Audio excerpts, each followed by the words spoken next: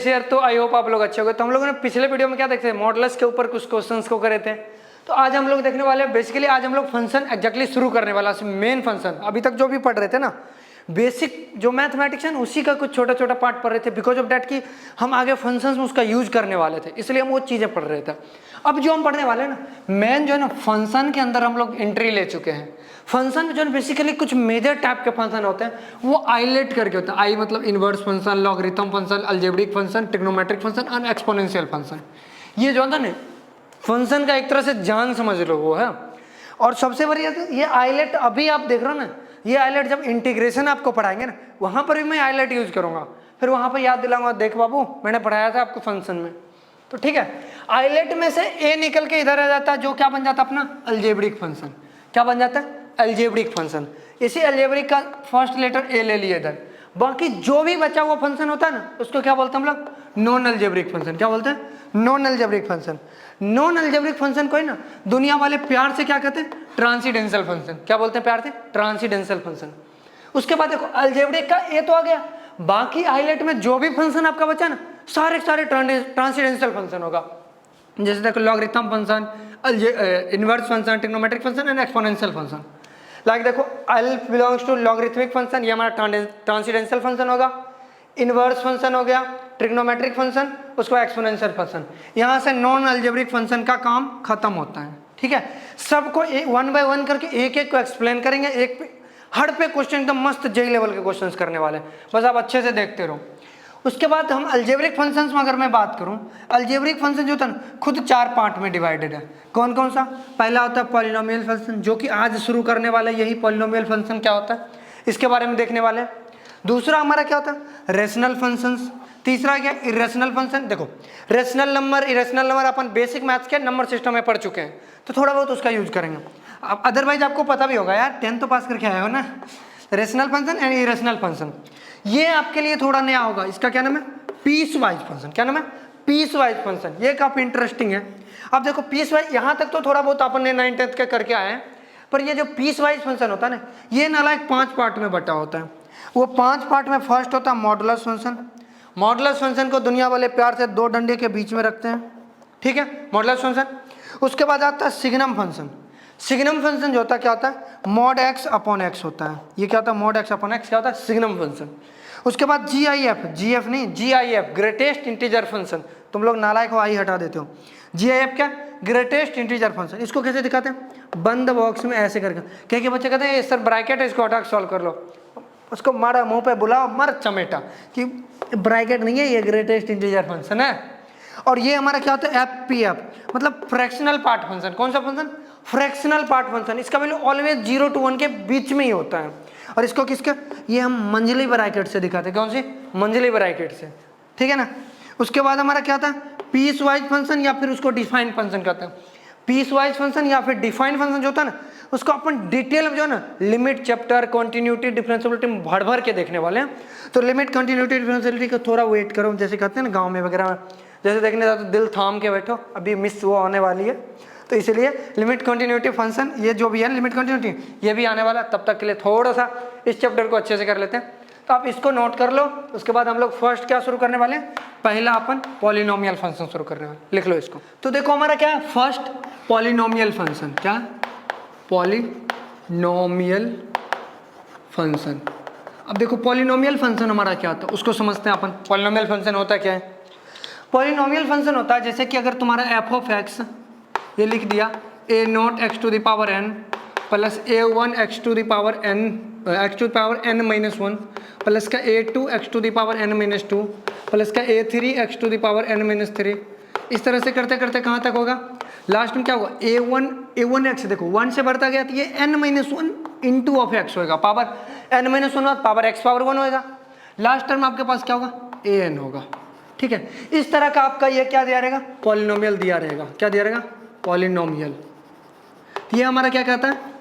Polynomial function.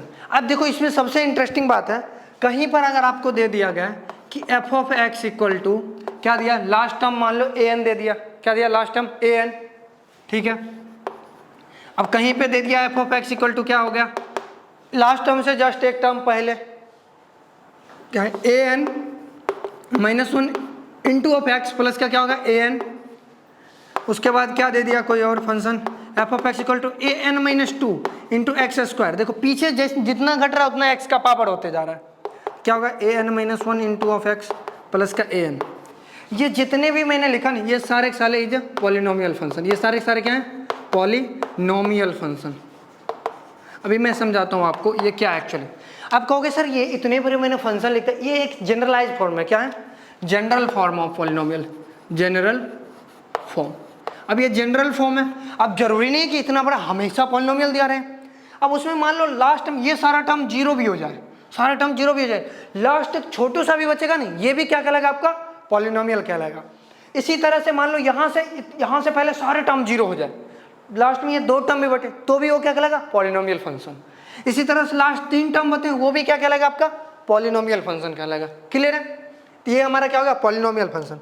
अब देखना काम की चीज़ें, अपने लिए काम की चीज़ें क्या है, अपनी काम की चीज़ें हैं कि मान लो कहीं पर F of x equal to, अब मान लो ए एन कोई ना कोई कांस्टेंट नंबर ही होएगा ना, अरे ए एन कोई ना कोई कांस्टेंट नंबर होगा। अगर कहीं पर दे दिया जाए ए एन इक्वल टू मान लो क्या दे दिया ए, इसको अपन बोलते हैं कांस्टेंट फंक्शन। क्या बोलते हैं कांस्टेंट फंक्शन। ध्यान रखना इस बात का, ये काफ़ी इंटरेस्टिंग चीज़ अब बता रहा हूँ मैं। अब मान लो f of x equal to कहीं पर दे दिया a x plus b, single x दिया प्लस बी कोई कांस्टेंट ऐड करा, इसको अपन क्या बोलते हैं लीनियर फंक्शन। ये अपन बचपन से पढ़ते आ रहे हैं, फिर भी मैं आपको बता देता हूँ क्या होता है लीनियर फंक्शन। क्लियर है। अगर मान लो कहीं पर बुरा वक्त में ऐसे दे दिया जाए F of x equal to A x square plus का बी एक्स प्लस सी, तो ये हमारा क्या कहलाता है क्वाड्रेटिक इक्वेशंस। क्योंकि क्वाड्रेटिक फंक्शन क्या लगा, इक्वेशन मतलब इक्वल टू जीरो कर देते तो हमारा क्वाड्रेटिक इक्वेशंस आता था, पर अभी फंक्शंस के फॉर्म में देख रहे थे हमारा क्या आएगा क्वाड्रेटिक फंक्शंस। ठीक है। अब नेक्स्ट वन अपने पास क्या है F of x equal to A X cube plus का बी एक्स स्क्वायर प्लस का सी एक्स प्लस डी। ये क्या होता है, ये हमारा देखो पावर क्या है तीन, मैक्स पावर तीन है, तो इसको हम लोग क्या बोलते हैं क्यूबिक फंक्शन। जेई वाले आपके साथ अगर बुरा ना करना चाहे, बुरा करने के लिए तो कुछ भी कर सकता है आपके साथ, अगर वो चाहे कि आपको सेफ साइड खेलना है ना, मतलब आपको जान बकस दे, इससे ज़्यादा नहीं पूछेगा आपसे। ठीक है। ये चार जो function constant function, linear function, quadratic function, cubic function, ये भर भर के आपके क्वेश्चंस में आने वाले हैं, तो इसको ये इंपॉर्टेंट समझ के थोड़ा ध्यान रख लेना। ठीक है। तो ये आपके थे फंक्शंस के कुछ टाइप्स जो कि आपको ध्यान रखने हैं। अब देखो ध्यान समझो, अब हमारे पास क्या है चीज़ें समझने के लिए, अगर मान लो हमारे पास कहीं पे दिख गया कोई एफ एक्स इक्वल टू कितना, एफ एक्स इक्वल टू मान लो x to the power 15 minus 14 x square plus 6। अब ये दिख गया, अब क्या कहा इसकी डिग्री बताओ क्या होगा, इसकी डिग्री क्या होगी ध्यान से बोलो। देखो इसकी डिग्री होगा, जो हाईएस्ट पावर होता है ना वो आपकी क्या होता है डिग्री होता है। देखो इसकी हाईएस्ट पावर कितनी 15, क्या है 15, इसका मतलब इसकी डिग्री क्या हो जाएगी 15। जितने भी पॉलिनोमियल के हाईएस्ट जो डिग्री होते हैं ना, हाईएस्ट जो पावर होते हैं वो इसके क्या होते हैं पॉलिनोमियल के डिग्री कहलाते हैं। सेकेंड पॉइंट इसमें इंपॉर्टेंट है कि even polynomial and odd polynomial possible, all polynomial are possible. मतलब क्या इवन और ऑड पॉलिनोमियल्स होते हैं, क्या होते हैं या तो इवन पॉलिनोमियल होंगे या तो ऑड पॉलिनोमियल होंगे, ये बात ध्यान रखना। इसके बाद जब इवन और ऑड पॉलिनोमियल का, इवन के बारे में बाद में बात करते हैं, पहले इंपॉर्टेंट क्या है ऑड पॉलिनोमियल को देखो। जितने भी ऑड पॉलिनोमियल होते हैं ना, क्या चीज़, जितने भी ऑड पॉलिनोमियल होते हैं सबका रेंज क्या होता है ऑल रियल नंबर। ध्यान रख लेना, कहीं भी दिखे सबसे पहले पॉलिनोमियल, उसके बाद ऑड पॉलिनोमियल दिखे आंख बंद करके अंधाधुन मानो ऑल रियल नंबर। इसकी रेंज क्या होती है, range equal to range belongs to all real number. इस बात का ध्यान रखना, जितने भी ऑड पॉलिनोमियल होंगे सबके रेंज क्या होंगे ऑल रियल नंबर। जैसे मान लो इसका रेंज क्या होगा बताओ, ऊपर वाले ये कौन सा है पावर, मैक्स पावर 15, मतलब ऑड फंक्शन, मतलब ऑड पॉलिनोमियल। ऑड पॉलिनोमियल होते ही इसका रेंज क्या हो जाएगा, इसका range belongs to all real number. इस बात को अपन ध्यान रखना है। तो ये चीज़ पॉलिनोमियल के बारे में छोटी छोटी जानकारी थी, तब तक इसको छापो फिर बताता हूँ। देखो अब हमारे पास क्या है, अगर मान लो कहीं पे दे दिया y equal to A x plus B, सबसे पहले कौन सा लीनियर, अब ये भी सीखे थे क्या होता है, ये हमारा होता है लीनियर होता है। अगर ये लीनियर हुआ इसका ग्राफ कुछ कैसा बनेगा, कुछ इस टाइप का बनेगा, ये लीनियर फंक्शन है, इसी का इक्वेशन क्या हो जाएगा ये y equal to A x plus B. ये चीज़ें क्लियर है।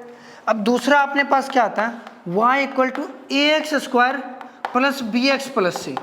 ठीक है। ये हमारा क्या है, क्वाड्रेटिक इक्वेशन, मतलब क्वाड्रेटिक पॉलिनोमियल। अभी इक्वेशन नहीं है, जब करेंगे तो बता देंगे। ये क्या अभी हमारा पॉलिनोमियल, जब क्वाड्रेटिक पॉलिनोमियल में ए पॉजिटिव हो ना तो इसका ग्राफ कैसा होता है, कुछ इस तरह से। ये सब आपको क्या रखना है, हमेशा के लिए ध्यान रखना, दिमाग में बैठा लो, बहुत काम आने वाले है, बहुत काम की चीज़ है। ये क्या होगा, हमेशा अपवर्ड, जैसे कटोरा भीख मांगते रोड पे भीख मांग रहा है। अब मैं ये कुछ ऐसा गलत नहीं बोल रहा हूँ, पर ऐसे कटोरा ऊंचा रहेगा जैसे कि लग रहा है भीख मांग रहा है, ठीक है ना, कुछ मांग रहा है। तो इस तरह से होता है क्वाड्रेटिक का। जब ए पॉजिटिव हो, उसी केस में जब ए नेगेटिव हो जाता है ना तो उस टाइम पे क्या होता है पता है, जब ए नेगेटिव होता है तो लगता है कि जैसे किसी को तुम आशीर्वाद दे रहे हो ना, ऐसे आशीर्वाद की तरह फंक्शन बना होता है। कैसा बना होता है, आशीर्वाद जैसे दे रहे हो, इसका अगर आप कुछ ऐसा बना होता है। ये चीज़ें क्लियर है। अब देखो ध्यान से समझना। अब नेक्स्ट थर्ड वन क्या है अपने पास, थर्ड है y equal to A X cube plus B X square plus का सी एक्स प्लस डी। अब ये हमारे पास क्या है, कोई क्यूबिक है। अब क्यूबिक फंक्शन का जो ग्राफ होता है ना, हमने ग्राफ में बताया था, फिर भी एक बार और बता देते एक दो बार। क्यूबिक फंक्शन का जो ग्राफ होता है ना, ऑलवेज ध्यान रखना किस टाइप का होता है, 3 जगह कट करेगा। क्यूबिक मैक्सिमम पावर कितना, 3 मतलब और डिग्री रेंज क्या होगा, माइनस इन्फिनिटी से प्लस इन्फिनिटी होगा। ये कितना होगा, माइनस इन्फिनिटी से प्लस इन्फिनिटी चला गया। देखो कितने जगह ग्राफ कट किया, 1 2 3 जगह। डॉब कितने बने, 1 2। इस तरह से ये कहाँ से कहाँ जा रहा है, माइनस इन्फिनिटी से प्लस इन्फिनिटी। तो तुम इसका रेंज क्या बोलोगे, range belongs to all real number. और इसके डोमेन की जरा बात कर लो, डोमेन भी जा रहा माइनस इन्फिनिटी से प्लस इन्फिनिटी। इसका डोमेन क्या हो जाएगा अपने पास, domain belongs to all real number. तो डोमेन भी समझ आएगा, रेंज भी समझ आएगा। अब देखो ध्यान से समझना मेरी बातों को। अगर मान लो कहीं पे हमें क्या दिए थे, क्वाड्रेटिक दे दिया जाए, क्या y इक्वल टू क्या दे दिया, a x plus b, a x square plus B x plus c. ये हमारे पास क्या है, कोई क्वाड्रेटिक इक्वेशन दे लगा। अब ये क्वाड्रेटिक इक्वेशन दिया हुआ, क्वाड्रेटिक इक्वेशन का अपन पता है मैक्सिमम पावर 2, दैट मींस उसके 2 रूट इसके पॉसिबल्स होंगे। तो मान लो एक रूट अल्फा अपने पास है, दूसरा रूट क्या है, बीटा है। अगर एक रूट अल्फा है, दूसरा रूट क्या है, बीटा है, इस क्वाड्रेटिक इक्वेशन का आप ऐसे भी लिख सकते हो, a into of x minus alpha into of x minus beta. ठीक है, तो इस तरह से भी इक्वेशन लिखना आना चाहिए, क्योंकि ये बुरा वक्त में बहुत ज़्यादा काम देता है। जब बुरा वक्त आएगा देख लेंगे क्या होता है, ठीक है ना। अब देखो ये तो था क्वाड्रेटिक के लिए। इस तरह से मान लो y equal to A X cube plus B X square plus C X plus D. अगर ये दिया रहे देन आप कैसे लिखोगे y इक्वल टू, तो y इक्वल टू लिखेंगे a, फिर से इसका मतलब कितने रूट्स, क्यूबिक मतलब 3 रूट्स, 3 रूट्स का मतलब अल्फा बीटा और गामा। गामा अगर हुआ तो y इक्वल टू अपन क्या बन जाएगा, a times of x minus alpha x minus beta into of x minus gamma. क्या होगा, एक्स माइनस गामा। ये अपने पास ऐसे लिख सकते हैं, मैं ये नहीं कर रहा, इसके इक्वल टू ऐसे अपन लिख सकते हैं, ठीक है ना। अब देखो अपन के क्वाड्रेटिक नहीं दे करके, क्यूबिक ना दे करके, मान लो कुछ ऐसा दे दे, y equal to A x to the power n plus का a one x to the power n, उसके बाद a two x to the power n minus 2 1, इस तरह से देता रहे, a three x to the power n minus 3 n minus 2, इस तरह चलता रहे, लास्ट में a1 इस तरह से देता रहे, n देता रहे, ये कॉन्स्टेंट होता। इस तरह से इसमें कितने रूट्स होंगे, n रूट्स होंगे, क्योंकि मैक्सिमम पावर कितना n, दैट मींस इसमें कितना roots, n roots. n roots का मतलब एक होगा अल्फा 1, दूसरा अल्फा 2, तीसरा कितना अल्फा 3, इस तरह डॉट डॉट करते करते कितना अल्फा n रूट होगा। तो हम y को क्या लिख सकते हैं, a जो लीडिंग कोएफिशिएंट उसको बाहर कर लो, ठीक है, a या a1 जो भी बाहर करना कर लो, x minus alpha 1 x minus alpha 2, इस तरह से कहाँ तक जाएगा, x माइनस अल्फा n तक। तो आई होप ये समझ आया होगा जो भी चीज़ें हैं हम कि इसको बताने का सीधा सीधा सिंपल मेरा फंडा ये था। जब ये क्वाड्रेटिक दिखे तो बुरा वक्त आने पे इसको यूज कर लो, जब कोई भी देखे तो हम इस तरह यूज करेंगे, जब क्या n पावर देखेंगे तो हम इस तरह से यूज करेंगे। आई होप ये समझ आएगा। अब इस पे बैठे हम देखो कुछ क्वेश्चन करने वाला, तब तक ग्राफ देखेंगे, क्वेश्चन करेंगे, इसको लिखो आप। तो नेक्स्ट देखो हमारे पास क्या है, ग्राफ, नेक्स्ट क्वेश्चन या ग्राफ मान लो हमारे पास दिया है एफ ऑफ एक्स क्या होगा, ये तुम्हें निकालना है, ठीक है। हमारे पास ग्राफ क्या दिया है, ग्राफ सिर्फ ये दिया है, ये कुछ ऐसे आ रहा है, ऐसे करके यहाँ पे टच करके जा रहा है, ये टच करके जा रहा है, और टच कहाँ पे कर रहा है, यहाँ पे 4 पे।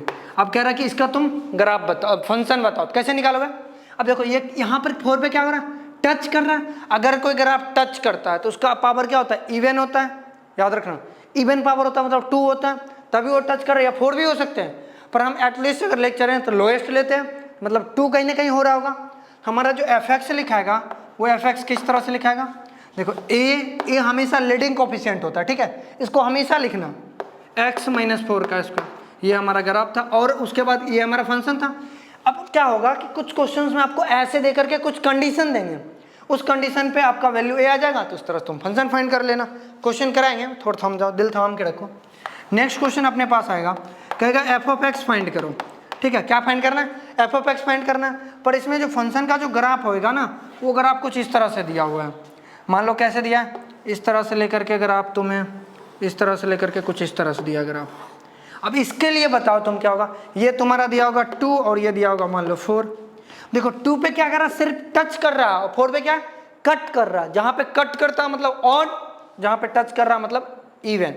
इसका मतलब कहीं ना कहीं तुम्हारे पास जो एफ एक्स आएगा वो क्या होगा, a इंटू ऑफ x-2 का स्क्वायर, क्योंकि यहाँ पे क्या हो रहा है, टच कर रहा है, ठीक है, कट कहाँ कर रहा है 4 पे, ये x-4 हो गया। तो ये हमारे पास क्या आ गया, इसका एफ एक्स आ गया। अभी देखो इस पे क्वेश्चन करेंगे तो आपको ज़्यादा समझ आएगा, ठीक है।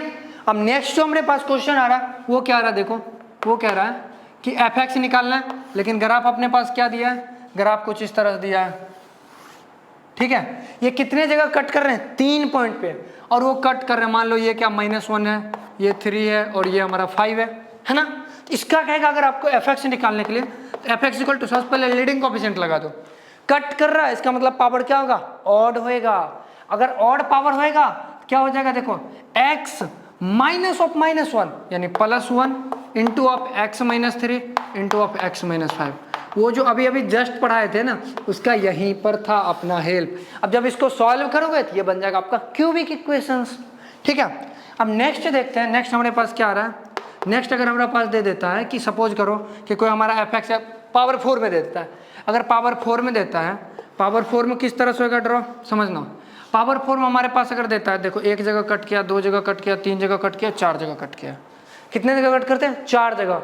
मान लो ये क्या है तुम्हारा -6 -2 4 8।